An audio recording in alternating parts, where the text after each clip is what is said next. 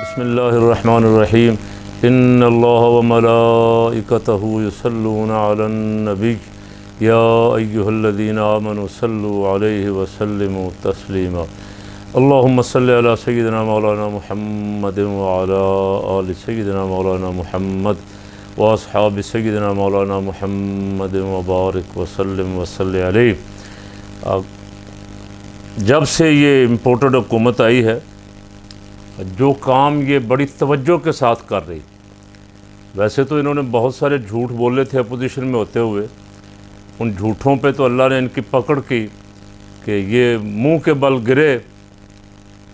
مہنگائی کہہ رہے تھے 70 روپے کا پٹرول کر دیں گے، ڈالر اتنے پہ لے آئیں گے، چینی اتنے کی کر دیں گے، آٹا اتنے کا کر دیں گے۔ اب بولتے نہیں ہیں اس پہ اور ایک دوسرے کو گالیاں دے رہے ہیں۔ مفتاح وہاں گالیاں دے رہا ہے، یہاں وہ جو عطا تارڑ ہے وہ انگلیاں دکھا رہا ہے، پتہ نہیں کس کو دکھا رہا تھا، اس پہ تبصرہ کرنے کو بھی دل نہیں کرتا۔ ایسے ایسے خبیث اس نظام پہ قابض کروائے گئے ہیں، بٹھائے گئے ہیں کہ جو عوام میں جائیں تو شاید عوام تھوکنا بھی پسند نہ کریں ان کے منہ پہ۔ ایسے ایسے خبیث بٹھا دیے گئے، آئین کا بھی مذاق اڑا رہے ہیں، قانون کا بھی مذاق اڑا رہے ہیں، اور پوری پاکستانی قوم کا ہی مذاق اڑا رہے ہیں۔ جو کچھ کہتے تھے اب اس پہ نہیں بولتے۔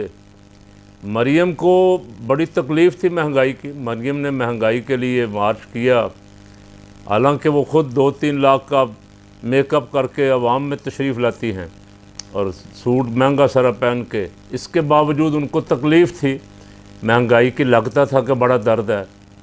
تو جب یہاں چیزیں بند ہوئیں کہ باہر سے امپورٹ فلاں چیزیں نہیں کر سکتے، تو مریم صاحبہ کو کسی چیز کی تکلیف نہیں ہے۔ پٹرول مہنگا ہونے کی کہا تو صحیح، میرا دل خون کے آنسور ہوتا ہے، میرے ابے کا دل بھی خون کے آنسور ہوتا ہے، میرا چاچا بھی خون کے آنسور ہوتا ہے، لیکن وہ خون نہ خون نظر آیا ہے نہ آنسو نظر آئے ہیں، اب میک اپ ہی نظر آتا ہے صرف۔ اچھا، وہ مریم صاحبہ کو تکلیف کس بات کی ہوئی کہ ان کے کتے جو چیزیں جو خوراک کھاتے ہیں وہی باہر سے آتی تھی، وہ بند ہو گئی۔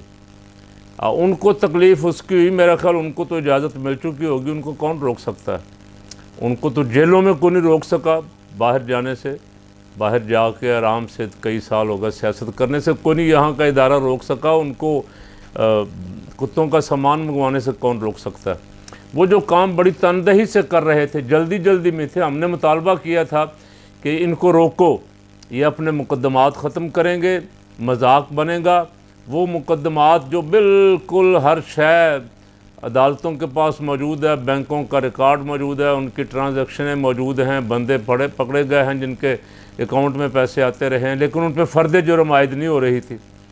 اب فرد جرم عائد ابھی بھی نہیں ہو رہی، فرد جرم سے تو ان کو تو اب ضمانت ہی دے دی گئی ہے۔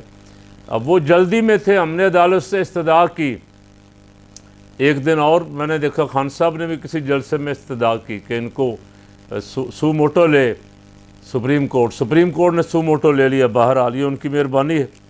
اور کل جو سماعت ہوئی، اس سماعت میں انہوں نے جو باتیں کی وہ حوصلہ افزا تھیں۔ لگا کہ ان کا کوئی ہاتھ پکڑے گا ظالموں پر، ان کو کوئی روکے گا، ان کو اس طرح کھلی چھٹی نہیں ملے گی۔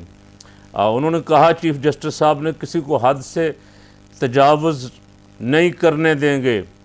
مقتدر لوگوں نے ECL رولز میں ترمیم سے فائدہ اٹھایا، قانون کی حاکمیت چاہتے ہیں، بینیفیشریز رولز میں ترامیم کیسے کر سکتے ہیں؟ ایگزیکٹو اختیارات آئین کی روشنی میں استعمال کرنا ہوں گے، یہ کسی کے فائدہ اٹھانے کا موقع نہیں ہے۔ لگتا ہے حکومت بہت کمزور وکٹ پر کھڑی ہے۔ اچھا، یہ ریمارکس دیے ہیں۔ ECL میں شامل لوگوں کو سفر کے لیے وزارت داخلہ سے اجازت کا حکم۔ تو چیف جسٹس صاحب بہت زبردست آپ نے کیا، قوم آپ کو اس پہ خراج تحسین پیش کرتی ہے کہ آپ نے ہاتھ روکنے کی بات کی ہے ان کا، کہ یہ اپنے مقدمات کا خاتمہ خود ہی کر رہے ہیں، یہ اپنے خلاف خود ہی جج بنے ہوئے ہیں اپنے کیسوں کے۔ لیکن یہ جو آپ نے فرمایا کہ وزارت داخلہ سے اجازت لیں، تو وزارت داخلہ تو تیار بیٹھی، اور انہوں نے کوئی 2-3 ہزار آدمیوں کے نام ECL سے نکال دیے، باقیوں کو بتا دیا کہ آپ کے بھی نکالنے والے، اور جتنے بڑے بڑے چور ڈاکو ہیں ان کو چھٹی دے دی انہوں نے آتے ہی، جس پہ آپ کو نوٹس لینا پڑا۔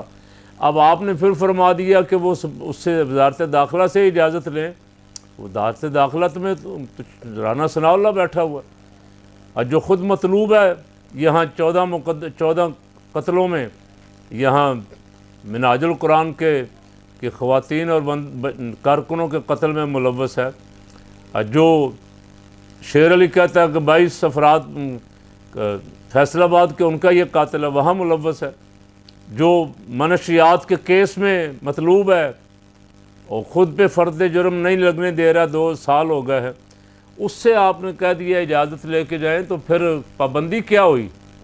ان کی طرف سے تو پہلے اجازت ہے، وہ مریم کو روک سکتے ہیں یا کسی دوسرے، وہ تو گھر پیش ہو کے آگے کہیں گے لے یہ حضور آپ کا اجازت نامہ ملکہ لیا، آپ جہاں چاہیں جائیں، آپ کو کوئی روک ہی نہیں سکتا۔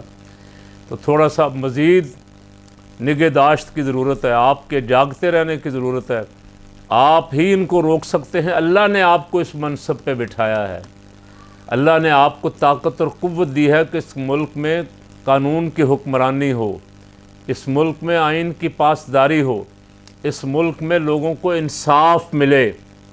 ان کا انصاف تو یہ ہے کہ یہ سارا ملک بھی لوٹ لیں تو کہتے ہیں ہمارے خلاف کو دہلی کا بھی کرپشن ثابت نہیں ہوئی، ہمارے خلاف کو پائی بھی ثابت نہیں ہوئی ہے، تو یہ کہتے ہیں پوری قوم جانتی ہے، لیکن یہ بھی پوری قوم جانتی ہے کہ پیسہ لوٹ کے لے گئے، نہیں لوٹ کے لے گئے تو بھاگے کیوں ہوئے؟ بڑے میاں صاحب سے پوچھا گیا تھا، انہوں نے کہا میرے بچے تو پاکستانی ہیں ہی نہیں۔ ان بچوں سے پوچھا جاتا ہے، وہ کہتے ہیں ہم تو برٹش ہیں، اور چھوٹے میاں صاحب کے بچے باہر بھاگے ہوئے ہیں، ایک کو یہاں وزیر اعلیٰ بنا دیا گیا۔ تو ان کو کون روکے گا؟